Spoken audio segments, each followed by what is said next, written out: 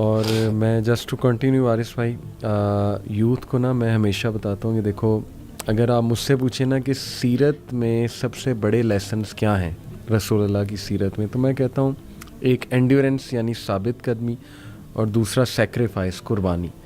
یعنی دنیا میں جتنے بھی لوگ گزرے نا جنہوں نے کچھ بہت بڑا کیا، انہوں نے یہ دونوں چیزیں، ایک ثابت قدم رہے ہیں وہ، دوسرا ایک قربانی دی ہے. صحابہ کی آپ قربانیاں دیکھ لیں ماشاء اللہ. تو میں نوجوانوں سے کہتا ہوں یار ہم نے کیا قربانی دی ہے اللہ رسول کے لیے؟ کبھی تم نے سوچا ہے بیٹھ کے؟ ہم سے تو اتنی قربانی نہیں وارث بھائی دی جا رہی کہ کوئی تصویر فحش قسم کی کھل جائے سامنے تو ہمارے ہاتھ کانپتے ہیں اس کو منیمائز کرتے ہوئے، یا موبائل پہ کچھ کھل جائے، یوٹیوب پہ کچھ کھل جائے تو ہم اپنی آنکھیں بند کر لیں. مطلب ہم نے کہاں قربانی دی ہے؟ ہم تو ہر بات پہ کہتے ہیں نہیں نہیں نہیں میری خواہش پوری ہو جائے. ہم تو ہر دولت کی کہیں سے آفر آئے، حلال و حرام کی جو ہے نا وہ بغیر کوئی کیئر کیے ہم کہتے ہیں کہ نہیں نہیں بس یہ ہونا چاہیے. تو ویئر از دی سیکریفائس؟ جب سیکریفائس سے نہیں، اللہ معاف کرے اللہ معاف کرے، تو ایسا نہ ہو کہ قیامت والے دن وہ جو منظر ہے کہ رسول اللہ صلی اللہ علیہ وسلم حوض کوثر سے پانی پلا رہے ہوں گے، تو ایسا نہ ہو کہ ہم لوگوں کو اللہ نہ کرے کہ دور کر دیا جائے کہ بھائی آپ نے تو کچھ کیا ہی نہیں، یو ڈونٹ ڈیزرو اٹ. تو آئی تھنک کہ that's a very scary thought. اور میں چاہتا ہوں وارث بھائی کہ نوجوانوں کو اسپیشلی ہم اس بات پہ توجہ دلائیں کہ پلیز تمہاری سیکریفائس ہی تمہیں اوپر لائے گی. اس لیے جو بھی کام اللہ کے لیے چھوڑو گے، کوئی حرام کام ہے، کوئی بری عادت ہے، اور اس محنت کرو گے، اللہ سے دعا کرو گے، ضرور اللہ کی مدد آئے گی، اور ضرور اللہ تعالیٰ تمہیں وہاں سے دے گا کہ تمہارا بھی گمان نہیں جاتا. بالکل صحیح بات ہے علی بھائی. دوسرا اس میں یہ ہے کہ آج ہم نے یعنی آکسفورڈ میں ایڈمیشن لینا ہو تو کہ کتنا سخت ٹیسٹ ہے. آج اگر او لیول اے لیول کرنا ہو، ایون دو کہ کسی فارن کنٹری میں انٹری کے لیے کتنے سخت مراحل سے گزرنا پڑتا ہے اس کی انٹری کے لیے. بالکل بالکل. اور اللہ کی جنت میں انٹری کے لیے اللہ ہم سے کوئی جو ہے وہ آزمائش نہیں لیں گے یا اللہ ہمیں ٹیسٹ نہیں کریں گے، یہ نہیں ہو سکتا. تو بالکل آپ کا وہ پوائنٹ جو ہے بالکل ٹھیک ہے کہ یہ سیکریفائی تو کرنا پڑے گا، قربانی دینی پڑے گی، امتحان سے گزرنا پڑے گا. اور پھر اللہ سبحانہ تعالیٰ سے زندہ قرآن، کیا ان لوگوں نے یہ سمجھ لیا کہ یہ ایسے ہی جنت میں داخل کر دیے جائیں گے اور تمہیں کسی آزمائش سے نہیں گزارا جائے گا.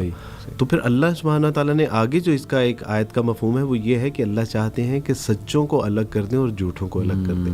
تو اللہ نہیں چاہتے کہ جب ہم یعنی جنت میں جائیں تو ہمارے ساتھ غلط ملت قسم کے لوگ بھی ہوں. تو ہمیں اس پہ ریلائی کرنا چاہیے کہ الحمدللہ اللہ ہمارے ساتھ اچھے لوگوں کو شامل کرنا چاہتا ہے، اس لیے میرا اللہ ہمیں آزمائش کر رہے ہیں اور دوسروں کے. اور یہ بھی بڑا امپورٹنٹ پوائنٹ آپ نے بار بار مینشن کیا وارث بھائی کہ ہم دنیاوی کاموں میں تو بہت محنت کرتے ہیں، لیکن جب دین کی باری آتی ہے نا ہمارا ایٹیٹیوڈ یہ ہوتا ہے کہ بس جی میرے لیے دعا کریں اللہ ہدایت دے. تو بات وہی ہے کہ دیکھیں جب دنیاوی معاملات میں you have to strive, you have to struggle آپ کو ٹاپ پہ آنے کے لیے، تو دینی معاملات میں ایک بندہ یہ کیسے کہہ سکتا ہے؟ بلکہ اس کی نا مثال ابن القیم نے بڑی خوبصورت ایک مثال دی، دعائے شافی میں غالباً ابن القیم نے کہا کہ ہو از اے فولش پرسن، بے وقوف انسان کون ہے؟ انہوں نے کہا بے وقوف انسان وہ ہے جو بیج لیٹ سے پیاز کے بوئے اور ایکسپیکٹ کرے کہ اب سیب نکل آئے گا یا آم نکل آئے گا، یا لیٹ سے انہوں نے کہا کہ اس سے بھی بڑا فولش پرسن وہ ہے جو بیج ہی نہیں بو رہا ہے اور وہ بس بیٹھا ہوا انتظار میں کہ اب درخت اگ جائیں گے، اب جو ہے نا وہ مجھے بڑا پھل مل جائے گا. تو انہوں نے کہا کہ یہی معاملہ ہے، جس نے کچھ بیج ہی نہیں بوئے نیکی کے، کبھی کچھ کیا ہی نہیں اللہ معاف کرے، تو پھر ظاہر ہے کہ وہ کیسے ایکسپیکٹ کر سکتا ہے کہ اب اس کے فروٹس جو ہیں. جی بالکل صحیح. اور یہ ہمارے ڈیلی لائف میں بھی ایکسپیریمنٹ ہے. جی جی. یعنی کون سا کام ہے جو ہمارے یعنی کچھ محنت مشقت کرنے کے علاوہ یا ہل جلنے کے علاوہ جو ہے وہ ہوتے ہیں، ہر کام کے لیے جب ہمیں مشقت کرنی پڑتی ہے تو پھر دین کے لیے بھی. اور اس میں مولانا آزاد فرماتے ہیں کہ دیکھیں اللہ سبحانہ تعالیٰ کی فصل بہت بڑی ہے، یعنی دین کا کام بہت زیادہ ہے، اس کو مزدور چاہیے. اور آج اپنا مزدوروں میں نام لکھوا لیں کہ اللہ سبحانہ تعالیٰ جی I want to do something, اور کرنے کی توفیق بھی اللہ سے ہی مانگ لیں کہ اللہ سبحانہ تعالیٰ جی میں آپ کا اچھا سچا صاف ستھرا بندہ بننا چاہتا ہوں، لیکن ہمت طاقت قوت نہیں ہے. اللہ سبحانہ تعالیٰ جی اس کی ہمت قوت اور طاقت بھی آپ ہی عطا فرماتے ہیں. تو اللہ سے مانگ لیں، اللہ سے مانگ لینی چاہیے. وارث بھائی یہ جو ماشاءاللہ ریورٹس ہیں جو ماشاءاللہ آپ کے ہاتھ پہ اسلام قبول کرتے ہیں، کیا کبھی ان میں سے کسی ایک نے یہ کہا ہے کہ میں کہاں پھنس گیا یا کہاں پھنس گئی یا بڑی مشکلات ہو گئی ہیں میرے لیے وغیرہ وغیرہ؟ نہیں، میرے علم میں ایسا نہیں ہے کہ جس نے شعوری طور پہ اسلام قبول کیا ہو اور اس نے یعنی ایسا اس کی ایک بنیادی وجہ یہ ہے کہ جو شعوری طور پہ پڑھے لکھے سمجھدار لوگ ہیں ان کو آغاز میں ہی اس بات کا اندازہ ہو جاتا ہے کہ دس از ناٹ ایزی جاب. ان کو پتہ چل جاتا ہے کہ یہ بہت کڑا مرحلہ ہے, مشکل مرحلہ ہے, اور شاید اس وجہ سے بھی وہ شکایت نہیں کرتے. دوسری وجہ یہ ہے کہ مجھے تو آج تک یہ بات سمجھ نہیں آ سکی کہ اسلام میں اگر مشکل مرحلوں کا تذکرہ کیا ہے تو اس کے بعد اللہ سبحانہ و تعالیٰ نے پھر جن نعمتوں کا تذکرہ کیا ہے وہ بے بہا ہیں. ان مع العسر یسرا, ہر مشقت کے بعد, ہر یعنی مشکل مرحلے کے بعد ایک آسانی بھی ہے. پھر اللہ سبحانہ و تعالیٰ نے کہا کہ دیکھو اگر تمہارے ساتھ کوئی زیادتی کرتا ہے اور تم بدلہ لے سکتے ہو, اللہ یہ کہ تم اس پہ زیادتی نہ کرو, اور اگر تم اس کو معاف کر دو تمہارے حق میں یہ کہیں بہتر ہے, اس پہ اجر ہے. رسول اللہ صلی اللہ علیہ وسلم, ایک شخص آیا اور اس نے یہاں سے پکڑا رسول اللہ صلی اللہ علیہ وسلم کو, اور یہودی تھا, اور کہا کہ اللہ کے رسول میرا مال مجھے واپس کیوں نہیں کرتے, یا آپ میرے مال کو جو ہے وہ اس پہ قبضہ کرنے کا ارادہ ہے. عمر فاروق رضی اللہ تعالیٰ انہوں نے اپنی تلوار کے اوپر ہاتھ رکھا اور کیا ہی قریب تھا کہ اس کی گردن مار دیتے. رسول اللہ صلی اللہ علیہ وسلم نے عمر کی طرف دیکھا اور فرمایا کہ عمر کیا ہی اچھا ہوتا کہ اگر آپ اس کے قرض کی ادائیگی کر دیتے, اور پھر فرمایا کہ عمر اس کو اس کے قرض سے کچھ زیادہ دینا. اس کے پیچھے کیا تھا؟ اس کے پیچھے یہ تھا کہ یہ بجائے یہ کہ اس کا جو ہے وہ ایکشن پہ ریاکشن دیں, اللہ کے یہاں جو ہمارے لیے نعمتیں ہیں وہ ہمارے لیے کہیں بڑی نعمتیں ہیں. میری اہلیہ محترمہ, میں نے جب الحمدللہ میری دوسری شادی ہو گئی اور کچھ لوگوں کی طرف سے آؤٹ سائڈ سے جو ہے وہ ان کو کچھ ریاکشنز آنے شروع ہوئے کہ اب یہ چلے جائیں گے. اہلیہ باہر پڑھنے کے لیے جانا چاہتی تھی شادی سے پہلے, پھر شادی ہو گئی تو انہوں نے کہا جی مجھے خدشہ ہے کہ آپ شادی کر کے کہیں باہر نہ چلے جائیں. تو علی بھائی میں نے ان کے خدشات کو محسوس کیا اور ان کی انزائٹی اور ان کا جو سٹریس تھا اس کو فیل کیا, اور ان کو یہ تھا کہ یہ گھر بیچ کے نہ شاید چلے جائیں. تو میں باہر گیا, ڈاکومنٹس بنوائے, اور ڈاکومنٹس میں نے لا کے ان کو دیے, اور اس میں لکھا ہوا تھا کہ یہ گھر میں اپنی اہلیہ محترمہ کو گفٹ کر رہا ہوں. اچھا, اللہ کی توفیق سے میں نے یہ لکھوایا, اور جب میرے بچے بڑے ہو جائیں گے تو یہ ان سب میں تقسیم بھی کر دیں گے, اور میں اس سے دستبردار ہوتا ہوں. گھر آیا, میں نے اپنے بیٹے اور بیٹی کو سب کو بٹھایا, ان کی اہلیہ کو, میں نے کہا جی یہ گھر میں نے آپ کو گفٹ کر دیا. اور میں نے بچوں کو بتایا کہ یہ میں نے اس لیے کیا ہے کہ رسول اللہ صلی اللہ علیہ وسلم کا ارشاد مبارک ہے, حدیث کا مفہوم ہے کہ جس نے لڑائی اور جھگڑے سے بچنے کے لیے اپنا حق بھی چھوڑ دیا, یہاں تک کہ اس کے اوپر حق تھا, تو میری طرف سے جنت میں ایک گھر کی ضمانت ہے. میں نے کہا میں نے اپنا اللہ کی جنت میں اپنا گھر پکا کروا لی. کیا بات ہے, ماشاءاللہ. کیا اب آپ سمجھ رہے ہیں نا, یعنی کچھ زیادتی اگر ہو بھی رہی ہے, ہم سے چھوٹ بھی رہا ہے, مال جا بھی رہا ہے, تو اس کا ریوارڈ دیکھیے اللہ اور اس کے رسول صلی اللہ علیہ وسلم کی طرف سے کتنا بڑا ہے. اور ایک دن پھر میری اہلیہ نے وہی ڈاکومنٹس میرے سامنے ایسے کر کے پھینکے اور کہا کہ مجھے عبدالوارث کا مکان نہیں, عبدالوارث چاہیے. Can you imagine? جنت میں بھی گھر مل گیا اور یہاں خیر یہاں بھی معاملہ. تو ان کی وہ سٹریس, وہ تو ان کو شاید اس بات کا بخوبی اندازہ ہے کہ یہ جو تنگی, تکلیفیں, پریشانی, مجبوریاں ہماری طرف آ رہی ہیں اس کا اجر ہے.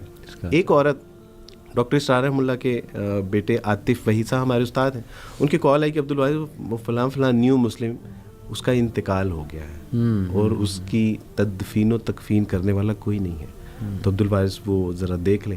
میں آؤٹ آف سٹی تھا, علماء اکرام سے کہا, 3 علماء اکرام اتفاق سے اس وقت اویلیبل تھے اور تینوں چلے گئے. اچھا, علی بھائی چوتھا فرد نہیں تھا اس کی میت اٹھانے کے لیے. ان کے رشتہ داروں سے کہا تو انہوں نے کہا کہ جو عورت ساری زندگی ہمارے ساتھ جنگ و جدل کرتی رہی, اسلام اور عیسائیت کی جنگ لڑتی رہی, آپ ہمیں کہہ رہے ہیں کہ ہم اس کی میت کو کندھا دے دیں؟ انہوں نے کہا امپاسبل. باہر سے ڈرائیور کو بلایا اور تب جا کے اس کی میت اٹھانے کے لیے 4 فرد تھے. یعنی اتنی بڑی بڑی قربانیاں بھی لوگوں نے دی ہیں, اتنا بڑا بڑا سیکریفائی بھی کیا ہے, انہوں نے اف تک نہیں کی. آہ نہ کر لبوں کو سی, یہ عشق ہے دل لگی نہیں, آگے قدم سینے پہ تیر کھائے جا, آگے قدم بڑھائے جا. تو یہ سچی بات ہے کہ میرے علم میں تو ایسا کوئی نہیں ہے, آپ کے علم میں ہو تو میں اس سے ملنا چاہوں گا کہ میاں اسلام. It's all about belief. Waris بھائی دیکھیں جتنے آپ نے واقعات سنائے نا, اللہ نے ان کا دل مضبوط کر دیا ان لوگوں کا, ان کو یقین ہو گیا اللہ رسول کے وعدوں کا. ہمارا نا یقین میں سمجھتا ہوں کم ہے, ہم گھبرا جاتے ہیں, بے چین ہو جاتے ہیں, ہمیں 2 دن دعا قبول نہ ہو ہمیں نا اللہ پہ شک ہونے لگ جاتا ہے, نعوذ باللہ نعوذ باللہ.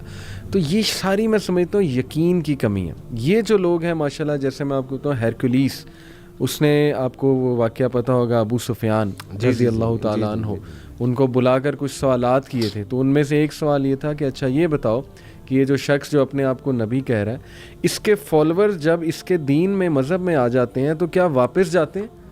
تو انہوں نے کہا کہ کٹنے کے لیے مرنے کے لیے تیار ہو جاتے ہیں لیکن واپس نہیں جاتے. تو اس نے کہا یہ لائٹ آف ایمان ہے اور یہ نشانی ہے کہ وہ بندہ حق پہ جو انبیاء ان کی بالکل ان کے فالوورز کی نشانی ہے. تو دیکھیں یہ جو بلیف ہے نا, اس کو ریوائیو کرنا امت مسلمہ میں وارث بھائی میں سمجھتا ہوں یہ نیڈ آف دی آور ہے. ہمارے لوگوں کا نا شاید نیکی سے ایمان اٹھ چکا ہے. ٹھیک ہے انہیں باتیں بہت پتہ ہیں کہ آخرت میں یہ ملے گا, ایسے ہوگا, اللہ کے لیے کچھ چھوڑو گے بہترین ملے گا, لیکن کیوں نہیں کیا جا رہا؟ کیونکہ وہ کہیں نہ کہیں یقین کی کمی ہے. And it's all about belief میں سمجھتا ہوں وارث بھائی, کیونکہ مجھے وہ ایک واقعہ بھی یاد ہے کہ ابن القیم رحمہ اللہ کے پاس ایک شخص آیا, اس نے کہا کہ جی آپ نے مجھے کہا تھا اعوذ باللہ پڑھو تو وسوسے نہیں آئیں گے, شیطان جو ہے وہ بھاگ جائے گا وغیرہ وغیرہ. اس نے کہا میں تو بہت پڑھتا ہوں پھر بھی آتے ہیں. تو انہوں نے بڑی کمال مثال دی. انہوں نے کہا کہ یہ تو اگر میں ایک تلوار وہ بچے کے ہاتھ میں دے دوں تو بچہ اس تلوار سے کتنا نقصان کر لے گا. وہی تلوار میں ایک بڑے اسٹرانگ انسان کے ہاتھ میں دے دوں, جنگجو ٹائپ انسان, تو سوچیں کہ وہ کیا کمبینیشن ہوگا. تو انہوں نے کہا تلوار تو تمہارے پاس ہے, اعوذ باللہ اور یہ اذکار اور یہ ساری باتیں, لیکن تمہارا اپنا اعتقاد, اپنا بلیف اتنا کم ہوا ہے کہ تم خود شک میں ہو کہ پتہ نہیں اس سے میرا کام ہوگا کہ نہیں ہوگا. تو ذرا اس کو بڑھاؤ, اپنے یقین کو بڑھاؤ, اپنے اعتقاد کو بڑھاؤ. تو علی بھائی, حجاج بن یوسف ایک بار خانہ کعبہ کے آگے سے گزرے, یہ تاریخی واقعات میں سے ہی آتا ہے. تو ایک شخص کو دیکھا اس نے جو رو رو کے اللہ سے دعائیں کر رہا تھا کہ اللہ سبحانہ وتعالیٰ جی میری بینائی مجھے لوٹا دیجیے. کہا کہ میں پچھلے سال بھی آیا تھا, اس سے پچھلے سال بھی آیا تھا, تو میں نے 3 سال تمہیں دیکھا ہے کہ یہاں تم بینائی کی دعائیں کر رہے تھے. تو انہوں نے کہا کہ میں ذرا تھوڑا آگے کام جا رہا ہوں, واپسی تک اگر تمہاری دعا قبول نہ ہوئی تو اپنی تلوار سے تمہاری گردن اتار دوں گا. اچھا. جب وہ واپس آئے تو اس کی بینائی واپس لوٹ چکی تھی. یعنی اب اس کو اس بات کا یقین بھی تھا اور خوف بھی تھا کہ اللہ سبحانہ وتعالیٰ جی پہلے تو آنکھیں نہیں تھیں, اب اگر آپ نے مجھے آنکھیں نہ عطا فرمائی تو میری جان بھی جائے گی. یعنی اس کے اندر وہ ایک مانگنے کا وہ جذبہ بڑھ گیا. دوسری بات یہ ہے کہ میں نے ایک بار اپنے استاد صاحب سے پوچھا کہ استاد جی اللہ کہاں ملتے ہیں؟ یعنی میں وہ ایمان, وہ ایقان, وہ یقین تو اللہ کہاں ملتے ہیں؟ تو انہوں نے کہا کہ بیٹا گندم کہاں ملتے ہیں؟ میں نے کہا گندم کے بازار میں. کہا کہ چاول کہاں سے ملتا ہے؟ تو میں نے کہا صاحب چاول کی جو ہے وہ مارکیٹ میں جہاں چاول بکتا ہے. صحیح. تو کہا کہ اللہ پھر اللہ والوں کی صحبت میں ملے گا بیٹا. تو کہا کہ صحبت اختیار کرو, نیک صالح اللہ والوں کی جو نیک ہیں ان کی صحبت. تو الحمدللہ یہ یقین بھی, یقین والے لوگوں میں ہم بیٹھیں گے نا, کیا ایسا ہو نہیں سکتا نا کہ ہم اسکول کالج یونیورسٹیاں اور جو ایک ہماری بری طرح کی جو گیدرنگ ہے یا سینما ہالز میں یا کلبز میں یا بارز میں, یہ وہاں یقین تو وہاں ملے گا جہاں یقین والے لوگ بیٹھے ہیں. تو الحمدللہ اپنی یوتھ سے بھی ہے میں ریکویسٹ کرتا ہوں ابھی نیک صالح لوگ, اور پھر مستقل حکم ہے اور عبادت ہے کونوا مع صادقین, سچے اچھے نیک صالح لوگوں کے ساتھ جڑ کے رہو, یہ اللہ کا مستقل حکم ہے.